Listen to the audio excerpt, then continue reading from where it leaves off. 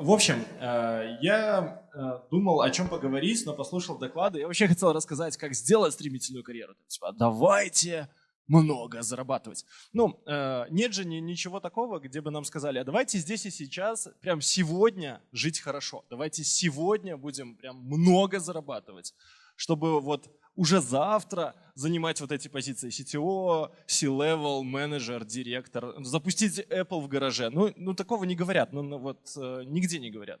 Придете в церковь, вам будут говорить, потом, ты сейчас там мучаешься, а потом будешь жить хорошо. Но вот здесь и сейчас такого нигде нет.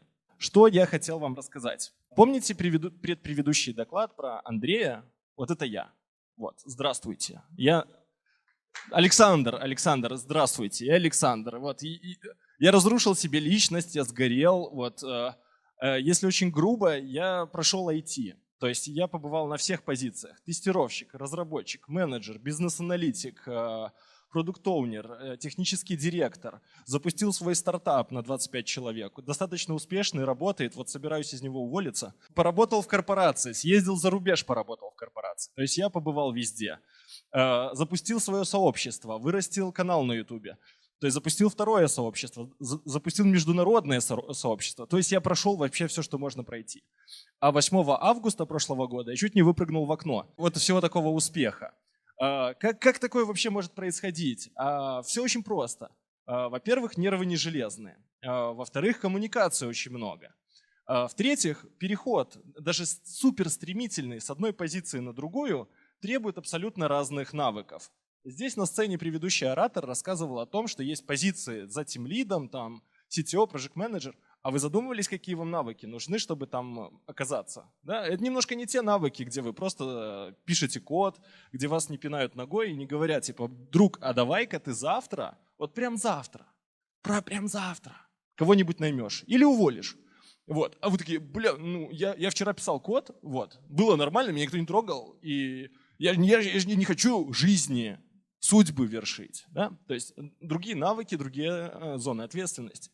Переход с любого уровня, а их можно очень грубо в голове нарисовать 3, требует абсолютно разных навыков.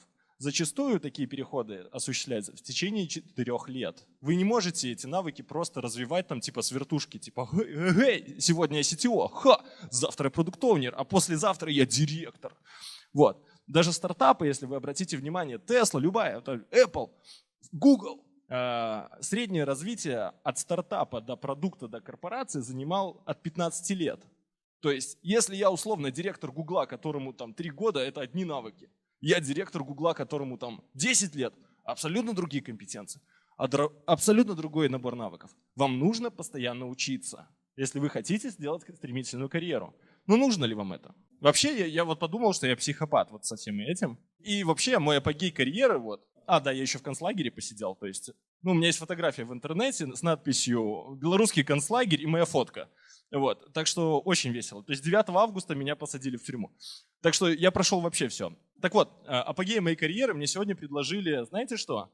Консультировать колхоз по росту. Вот. Да, то есть у нас есть технологический колхоз с дронами, со всей фигней, и мне предложили его курировать технологически. Да, так что вот я уже иду, так что успевайте за мной. Технически я очень много общаюсь на самом деле сегодня с руководителями разных компаний, то есть там супер high-level, то есть там 15% рынка в Беларуси, там международные какие-то компании. И я замечаю, что технические руководители, вот я даже про себя могу судить, во-первых, они нарциссы, они такие, типа, здравствуйте, приветики, у меня даже брекеты есть. И что они делают? По большому счету, они играют жизнь. То есть, представляете, жизнь как игра, как РПГ. То есть сегодня мы проходим один квест, мы такие джуны, да, вот нам сказали, очень сложно попасть в IT-компанию, очень сложно. Ты не сможешь, ты не справишься. И ты такой, я пройду этот квест. Придумываешь, читаешь статьи, ходишь на семинары, приходишь на Career Today, что угодно делаешь. И вот ты в IT. Тебе говорят, а теперь надо стать мидлом. И ты такой, надо стать мидлом. Погнали, следующий квест. И идешь. Квесты ж понятно, как в школе, да? То есть дали домашку, сделал, пришел, выступил, получил 5, пошел дальше. Дали домашку, еще 5. Идешь такой, класс, есть обучение, есть программа. Идешь так в универ, приходишь, и вот еще программа, еще обучение. Идешь дальше, магистратура, аспирантура, у тебя все подсказывают, типа учи это, читай это, пиши статьи, 10 статей в год. И вот ты уже PhD, да, круто, ты такой, вау, а что дальше? Тебе говорят, а дальше вот тебе весь мир, изучай его и что-нибудь новое придумывай. И вот здесь вы можете сломаться, да, вот вы играли в игру «Жизнь», где были правила, а попали в настоящую жизнь, вы ее прошли, ну что дальше, субтитры, то есть такие типа, и ваша жизнь такая.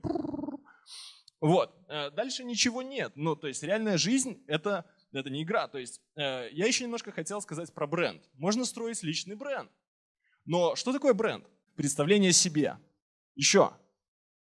Репутация. Давай еще. Внешность. Давайте я немножко скажу. А деньги – это бренд. У бренда есть история. Да, вот одно из качеств. И качество. История и качество создают бренд. То есть какая-то удивительная история. Типа ребята сидели в гаражах, ели ролтоны. И потом, сидя в гаражах, у них неожиданно пришло озарение, что они должны дать миру поиск. И вот он Google, да, и вот у них есть цель, миссия, и вот все, что там к личностному росту. Но это правдивая история или они ее придумали? Мы ее не знаем, да? То есть люди, которые в моменте находятся вот в этой истории, там типа в гараже сидят, едят ролтоны, такие, у нас есть миссия, такие, вряд ли они там отчасти бегают, такие, сейчас мы каждый день будем менять мир. Ну, скорее всего, выгорание, вот эта вот ситуация, что нам пообещали опционы, мы не можем уволиться, и вот то, что говорили предыдущие докладчики, вплоть до разрушения личности, да? Вот это, что их ждет. А мы такие, блин, ну, конечно, они успешные. Ну, там же было понятно, ну, делаешь поиск, все ищут, всем нужно искать, все понятно, все изи-бризи. Деньги в этом случае, ну, вообще, это тоже бренд. То есть любая компания – это бренд. И если убрать вот какую-то ценность, что мы придумали, что деньгами можно добыть все, ну, деньги мы не съедим. Вот возьмем просто деньги как деньги, да, и начнем их есть. Да, не особо питательно. Да? То есть мы придумали какую-то ценность, есть какая-то миссия у денег, типа делать нашу жизнь лучше, радостнее и так далее, и так далее. Вот. Технически, чтобы создать свой бренд, а я думаю, карьеру можно не строить, а можно строить бренд, нужно общаться. То есть чем больше людей верят в вашу историю, цель, миссию, больше людей с вами по пути, то есть общение, тем сильнее ваш бренд. Ну, я бы так упростил. У меня есть несколько рекомендаций, над чем вам стоит поработать уже сегодня, чтобы ваш бренд был классный. Во-первых, сомневайтесь. Сомневайтесь во всем. Вот просто критическое мышление. Просто вот захотелось, вам пришли и сказали, в Беларуси айтишники не нужны, пускай они работают на внутренний рынок или уезжают. Вот прям вот позавчера читал заявление.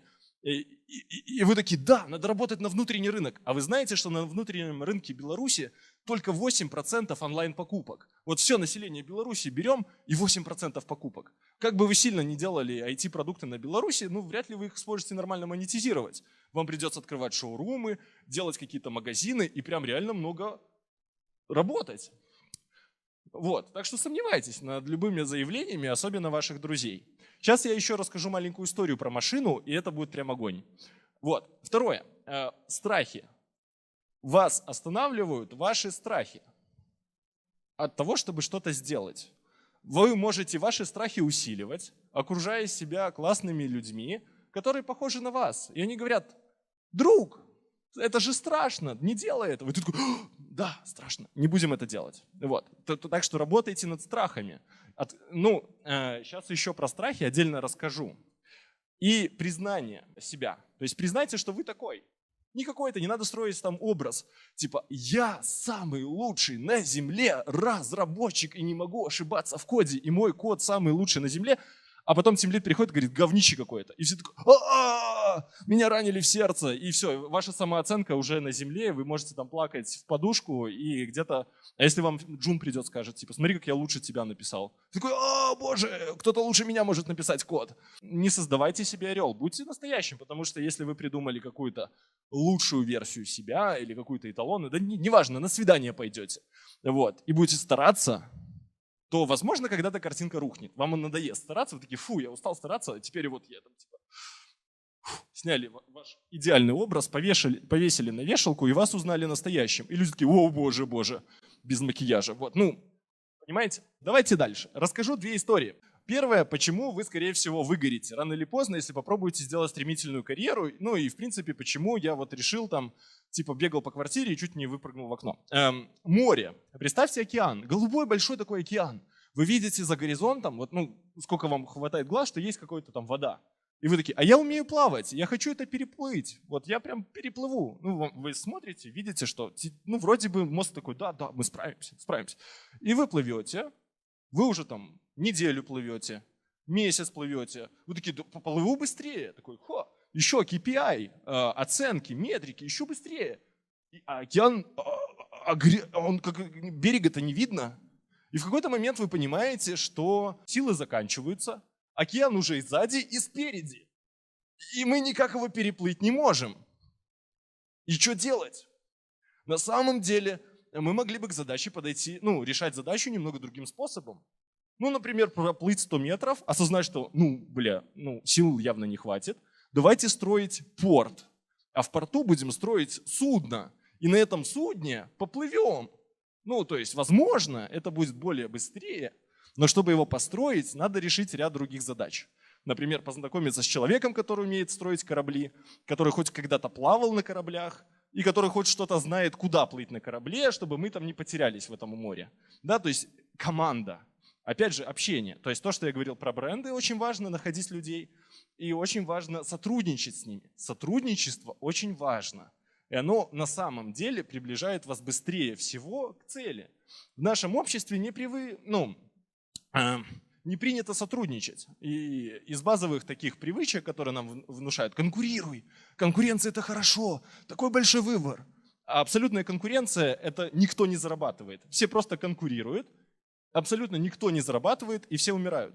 В Америке были пару случаев, особенно с Илоном Маском связанные. То есть была компания PayPal и какая-то была компания X.com. Вот, они жили через дорогу.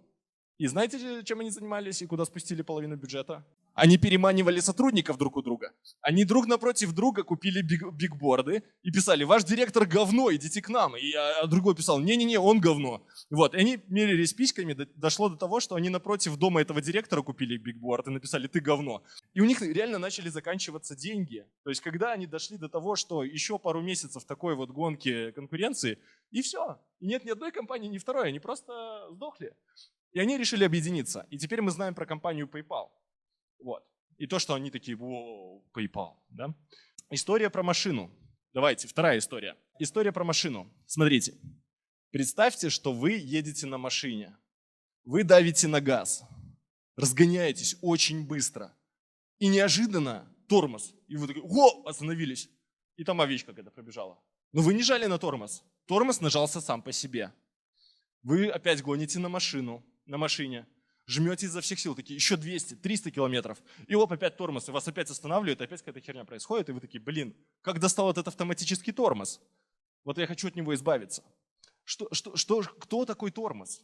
На самом деле это может быть человек, то есть в вашем окружении, неудобный для вас. Вам может казаться, что он вас останавливает, он вас замедляет, из-за него вы не движетесь так быстро. Но в то же время этот человек особенно неудобный. То есть классно работать с удобными людьми. Такой типа: если бы все люди были похожи на меня, мы бы вместе очень далеко убежали. Нет, вы бы вместе обосрались. Сотрудничайте с людьми, которые неудобны для вас, которые не похожи на вас. Потому что они могут предложить быть вот этим тормозом. Потому что в противном случае, когда вы такие избавились от автоматического тормоза, разогнались, а тормозов-то больше нет. Вот, тормоза нет. И вы просто летите, не можете остановиться. И что, скорее всего, с вами произойдет? Вы, скорее всего, разобьетесь. Рано или поздно, но вы разобьетесь. Как бы вы быстро не летели, как бы вас там не подгоняли. Типа: вау, успех, еще один успех. Вау, летим. Ну, дальше смерть. Все. Вам нужны люди, которые вам будут мешать двигаться быстро, которые будут заставлять вас задуматься. Вы в ту сторону летите. Нужно ли замедлиться? И так далее, и так далее. У многих директоров, когда они увольняют менеджмент, менеджеры мешают. Айтишники кричат: проджект-менеджеры, нам мешают. Они ставят задачи, нереалистичные сроки и так далее, и так далее. И это нормально, что есть конфликт между разработчиками и менеджерами. У них абсолютно разные цели. То есть менеджеры хотят навести порядок, а есть абсолютный порядок. Да? Представьте, менеджеры такие, типа, эти разработчики ничего не понимают, уволили всех разработчиков, наняли других. И что мы имеем? А мы имеем, как в Беларуси, сильный административный аппарат, и никто ничего не делает. И все такие: да мне пофиг. А почему им пофиг? Потому что за них все решили. Написали ТЗ, написали таски, все везде решили, а ты только сиди по инструкциям что-то выполняй. Ты такой, это мне насрать. Конфликт по-любому должен быть. Это противостояние людей, которые хотят сделать хорошо, качественно, увлечены разработкой, технологиями, и людьми, которые управляют правилами. Если вам про все это интересно, пройдите тест Адизиса. Слышали про такого? Если нет, прогуглите. Тест Адизиса пройдите, узнайте свое какое-то там, условно, кто вы. Кто вы? Больше менеджер, разработчик, саппорт. Ну, короче, выберите себе какую-то категорию. И вы точно будете знать, с кем вам надо сотрудничать. Там 4 категории. То есть вы узнаете 3 категории людей, с которыми вам выгоднее сотрудничать. Ну, и если хотите, запишите. Не хотите, не пишите. Есть еще прикольная книжка на 400 страниц, которая рассказывает, знаете про что? Кто-нибудь слышал пирамиду Маслоу? Кто-нибудь читал книжку про пирамиду Маслоу? Вы верите тому, что вам рассказали, что это работает именно так? Помните пункт номер 1 в нашей карьере успеха? Сомневайтесь, вас, возможно, обманули. Есть люди, которым не важно удовлетворение базовых потребностей. Прикиньте, люди могли прожить всю жизнь, у них не было ни голода, ни бед, квартира всегда была, все было хорошо. И у них единственное, что в голове осталось, в чем они чувствуют потребность, это удовлетворение своих каких-то карьерных, амбициозных или самореализации, как это называется. Так вот, им похер будет у них еда или нет, они будут реализовывать только последнюю потребность. Удовлетворение всех потребностей не требуется по пирамиде Маслоу.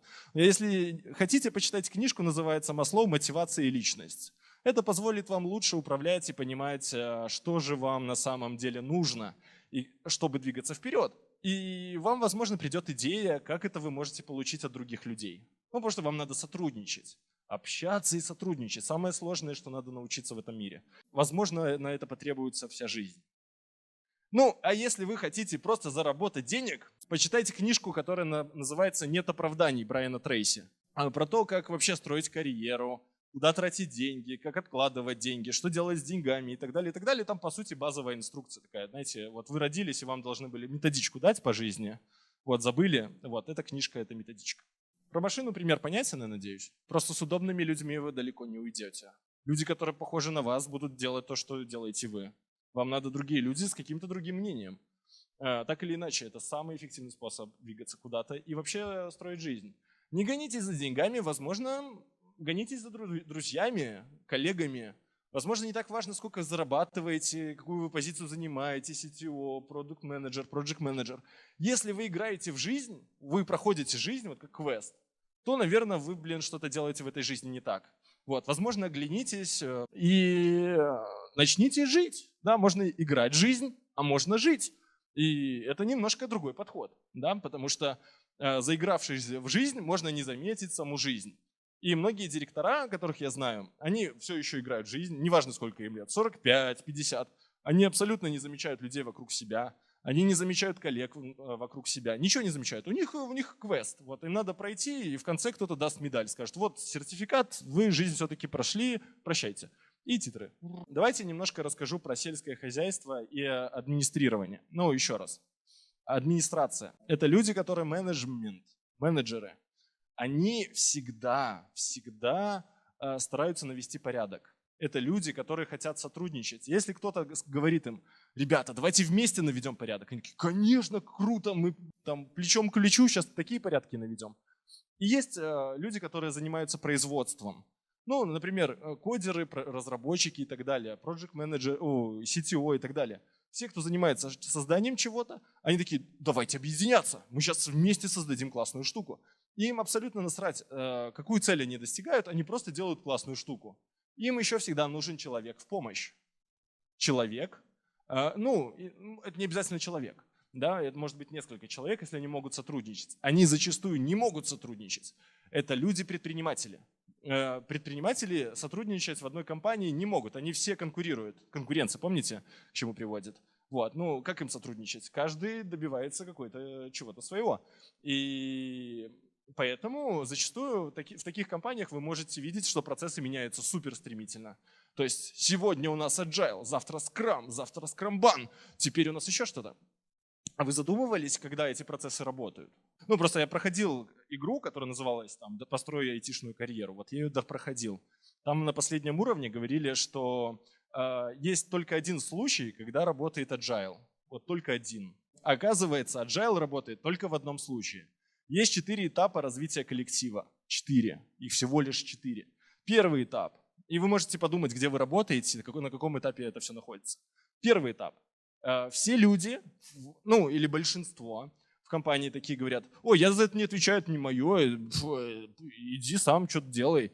И ты такой: а можно, пожалуйста, вот выполнить задачу или процесс или что-то? Такой: это не ко мне, я не знаю, это вопросы кто-то решает, без понятия. То есть люди абсолютно не знают, кто они, чем они занимаются, никто не берет никакую ответственность ни за что. Что такое ответственность?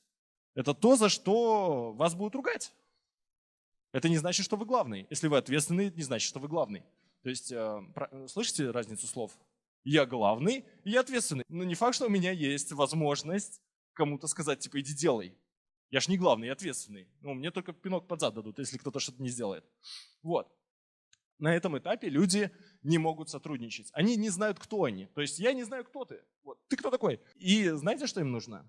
В какой-то момент эти люди работают.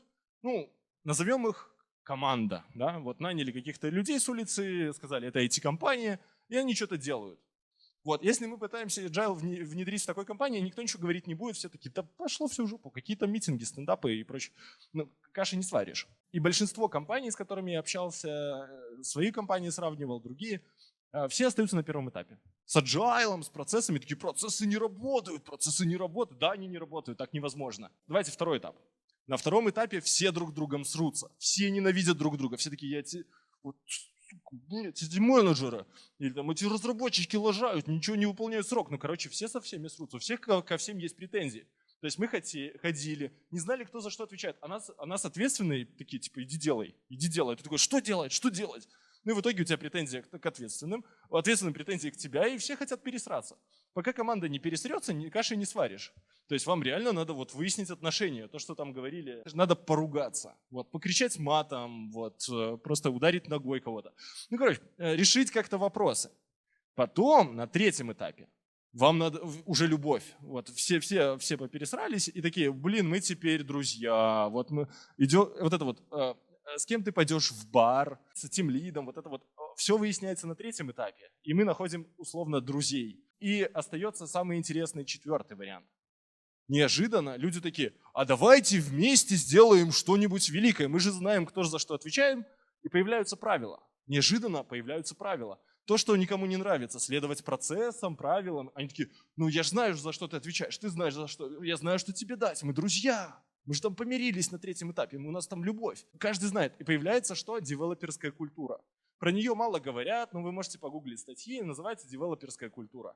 Это когда появились правила, и уже людей нанимают в компанию и такие: а, ты не следуешь правилам, иди нафиг. И команда, компания и все люди, которые работают по этим правилам, избавляются от людей, кто правилам не следует.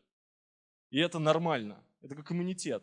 Да? У вас есть клетки, к ним появляется коронавирус, такой вон, и, возможно, уходит, а возможно, нет. Ну, то есть, если коронавируса слишком много в компании, то компания умирает. Вот так это бывает. И вот на четвертом этапе возможен agile. И он тогда работает, это как игра, и людям весело играть в эту игру, и тогда строятся процессы. И тогда мы такие: в нашей компании такие классные процессы, все так работает.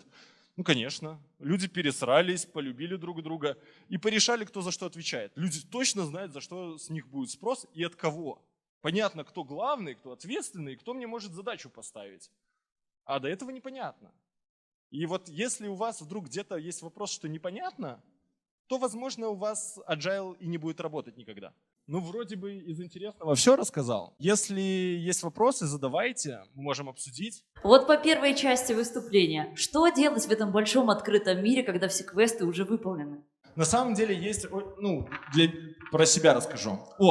Это хорошее замечание, у меня есть готовые правила для этого. Тут есть кружочек. Обратите внимание на этот work-life balance и попытайтесь понять, где у вас просадка. Если вы вдруг вот находитесь в Голубом океане и чувствуете, что фу, в этом мире я никому не нужен, ничему не годен, ничего не умею, я кусок говна, никто меня не любит, и вот это вот вам приходит в голову, то у меня есть простое правило, которое я сегодня узнал. Спешу поделиться с вами. Берете карандашик или ручку и отвечаете на каждый вопрос отдельно, но пишите 10-20 пунктов. Первый вопрос. Кто я? Вот. Только существительные, прилагательных нельзя. Типа я красивая. Ну, нет, не канает. Я стоматолог, я там муж, я там брат. Ну, кто ты? Вот что ты можешь про себя сказать? 20 пунктов, характеризующие тебя, ну, в обществе. Второй вопрос. Какой я? Ну, опять же, я о себе могу составить мнение только с глаз окружающих. То есть я не могу сказать, я там Бог. Мне надо кто-то, кто скажет, ты Бог. Я такой, я Бог. Вот. Ну, то есть должна быть какая-то критика со стороны. То есть какой я, это то, что формируется нашим окружением. Опять же, 20 пунктов. Какой я? Красивый, там, сильный, эмоциональный, добрый. Ну, и вот, это пункты. Третий вопрос. 10 навыков и достоинств. У меня есть навыки, я умею читать, писать, прыгать с парашютом, кататься на мотоцикле, умею решать любые задачи там, по менеджменту и так далее, и так далее. Вот, и мы пишем 20 пунктов. Там можно писать целыми предложениями, если хотите. И в конце самое вкусное. Мои 10 достижений, которые я считаю достижениями. Их должно быть как минимум 10. Вот попробуйте, вот напрягите мозги. И во всей этой схеме есть, сразу выделяется то, что вам приходит первое в голову. Это какие-то 2-3 ответа. Да? Первых 3. Это такие, которые у нас на поверхности. То, что у нас прокачано супер хорошо. Нам туда инвестировать время не нужно. Прикиньте. Вот. Мы и так знаем, что и все со всех сторон говорят, ты такой, ты сякой, ты умеешь то, смотри, какие у тебя достижения. Мы это получаем все время, обратную эту связь. Но пункты, которые в конце прокачаны херово, мы еле вспомнили про них. Попробуйте 20 написать, охренеете. Вот будете прям сидеть такие, что же там было? И знаете, как круто, если у вас появится новый навык, новое достижение, новая характеристика вас, которую вы получаете, опять же, живя в обществе. Да, общаясь, я много делаю акцентов на общение. Как только оно появляется, как только оно становится качественным, тогда вы и растете. Нет, не новый квест. Технически начни общаться. Вот. Второе, у нас мозг так устроен, что он всегда нас вырабатывает дофамин. У мозга два состояния. Он либо деградирует, либо развивается. То есть детское любопытство можете просто за детьми наблюдать. Вот можете смотреть на ребенка и такой, я так не могу. Ну, это может быть танцы, это может быть духовное познание себя, это может психологическое какое-то здоровье, это может быть просто какое-то физическое достижение, это может просто какой-то новый навык, научиться кататься на мотоцикле. Это не то, что квесты, это то, что вам интересно, к чему у вас есть воодушевление. Но когда вы просто запишете те навыки, которые у вас уже вроде бы как есть, вы уже можете испытать облегчение. И когда вы эту схему составили, просто на нее смотрите. Вот в те моменты, когда вам кажется, что вы потерялись в этом одиноком океане. И это будет подсказывать вам, куда дальше идти. Мысли сами придут вам в голову. И не надо делать каких-то мега усилий в этом всем. Ну, тут должно легко идти. Если мы сидим такие, то это явно мы делаем что-то не так. Извините, вот как раз примерно угадал. Вот я на конференциях ПВТ как-то раз задал вопрос, а для чего вот вы зарабатываете деньги? Для чего вам много денег? Ну вот мало кто мог ответить как-то вот так четко. Я очень богат. Вот. Я прям очень богат. Катастрофически богат по меркам Беларуси. Вот. Но не так богат, как по меркам, там, например, Америки. Вот. Ну, то есть я могу быть еще богаче. Но, опять же, я либо буду проходить квест дальше и пройду жизнь, когда я там, я так богат, и умер.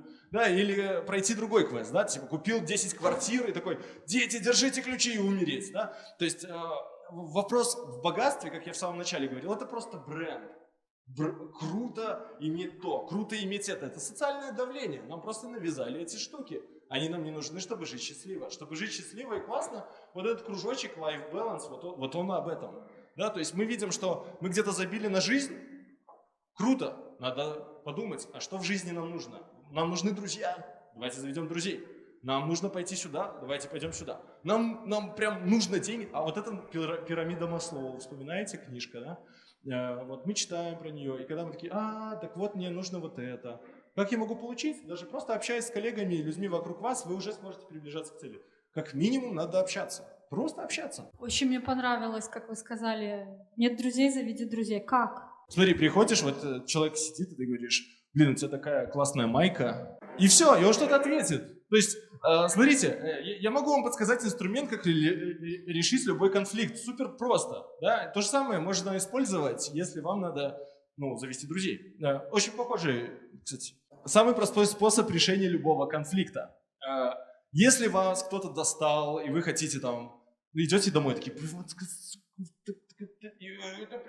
прям прет, и вы такие, это ж нельзя злиться, нельзя говорить гадости, там и так далее. Вот, если у вас такое происходит, вы возьмите вот в этот момент и куда-нибудь запишите. Я зачастую себе в заметки записываю. Запишите все эти гадости, которые вы хотите сказать. Перечитайте разок, удалите самые эмоциональные гадости. Потом позовите этого человека и скажите, друг, надо серьезно поговорить. И просто в лицо зачитайте все, что вы написали. Неважно, что будет. Вот тут самое главное с собой договориться. Я просто зачитываю, как есть, и похер, что будет. То же самое с людьми. Ты говоришь ему, привет, какая классная майка. Все, что будет, то будет. Вдруг он ответит, у тебя тоже. И вот уже диалог, и вот вы уже друзья. Мы продаем корпоративным компаниям корпоративное обучение. Не то, что мы учим, мы делаем инструмент, который позволяет преподавателям очень быстро создавать курсы. У нас была цель делать 50 тысяч курсов в год. То есть у нас среди клиентов Сбербанк, РЖД, Mail.ru, Яндекс и там много всего. Не то, что мы там для людей делаем, мы делаем для корпораций. То есть там совсем другие люди, они ходят с чемоданами денег и такие, держите денег. Такие, конечно. Так в итоге есть возможность сделать стремительную карьеру без выгорания? Если да, то как чувствовать, что ты начинаешь выгорать? Невозможна никакая карьера без выгорания. Выгорание происходит в том случае, что... Давайте картинку в голове нарисую, и ты вот подумай. Представь, ты бежишь, такой, вообще класс, ступенька 1, ступенька 2, ступенька 3, а ты не знаешь, а дальше есть ступенька, и ты такой, 5 ступенек перепрыгнул, 10 ступенек перепрыгнул, так классно прыгаешь, и потом тебе сил не хватает перепрыгнуть 20 ступенек, и там стена, и ты такой, блин, бьешься об нее, заново бежишь, опять бьешься. И вот выгорание происходит, когда ты просто не можешь преодолеть какую-то следующую ступеньку. Она кажется супер большой. А почему ты ее не можешь преодолеть? А ты просто не знаешь, что дальше делать. Вот у тебя нет инструкции, у тебя нет знаний. И то, что я говорил, общайтесь с людьми, которые не похожи на вас. И вот когда ты такую ступеньку встречаешь и пытаешься ее своими силами преодолеть, ничего хорошего не будет. Это часто бывает даже от переутомления. То есть ты делаешь очень много задач одновременно, параллельно. Я сейчас там супер параллельный, я супер занятой человек. У меня там в календаре все записано, и ты выгорел. Вот. Если твоим временем управляет кто-то. Вообще был классный слайд с концлагерем. Вот если у тебя что-то из этого есть, ты точно будешь выгорать. У меня типичное выгорание раз в 2 недели. Я вот 2 недели такой, жизнерадостный, и потом пум, и мы неделю плачем. И потом, класс, и опять. То есть слишком много стресса. Чтобы этого не было, очень простой способ общаться с людьми, которые прошли квест со ступеньками на одну ступеньку дальше тебя. Ты бежишь в какую-то сторону, кто-то с тобой тоже бежит в эту сторону. Возможно, он чуть дальше тебя, и ты можешь с ним общаться на одном уровне, на одном языке и понимать друг друга. Если придешь за советом к очень опытному инженеру, например, этот инженер 20 лет работал в Гугле, достиг всего, он бог. И ты приходишь, дай мне совет, как сделать первый шаг. Он такой, я не помню. Спасибо за такое яркое, очень эмоциональное выступление. И вопрос такой, смотрите, когда вы поняли, что необходимо развивать свой личный бренд, и какой квест вы прошли в эту сторону? Ты прям, ты что, ты зверь. У меня, кстати, есть мой ответ на 20 вопросов и всего такого. Короче, как я понял, я пришел как-то вот как вы на конференцию. Вот мы стоим и рассказываем всем про что-то важное. Такие, смотри, я когда пришел на конференцию, неважно, это где-то 2012 год, ребята сидели, рассказывали, и я такой сижу, думаю, блин, а я такой успешный, я вот на фрилансе зарабатываю много тысяч долларов, и я не хожу в офис. Вот это вот вся Боже. Да, вот. А чувак со сцены рассказывает, он такой ходит, такой, вау, класс! И мы добавили NPM, и JavaScript так завелся. Я такой, вау, какой он классный. И я решил, как-то вот выбраться на сцену и что-то сказать. Я в голове такой, что он там говорит? Да я смогу там в 1000 раз лучше, я же так знаю, так столько денег зарабатываю. Я все мерил в деньгах. И такой, вау, вау, вау, вау, вау, вау. И вот я напросился на следующую конференцию. Мне прям вот это не давало заснуть. То есть мне прям хотелось. Я такой, воодушевление называется. Вот, я так воодушевлен был, выбраться на сцену и что-то рассказать, что я договорился. И мне говорят, все, Егор, ты выступаешь, вот тебе целый зал, выходи.